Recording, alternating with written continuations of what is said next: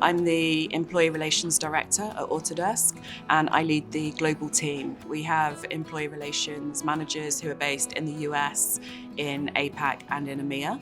And we use HR Acuity to make sure that we've got transparency in everything that we do, both within the employee relations team and within our people team.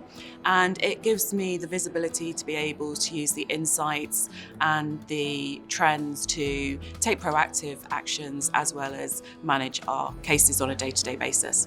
Prior, we didn't have anything.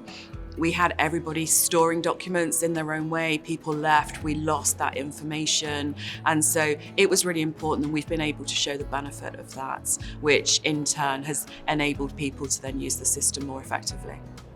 So when employees come to work, I think it's really important that they know that there is a safe environment that they can come to if they've got a concern, that they will be listened to, and that they know that the appropriate action will be taken in a timely manner. Within Autodesk, our employee relations team is actually known as the Thrive team. So we will deal with the reactive work as investigations come in, but we also look to take the proactive initiatives based on the outcomes of those investigations.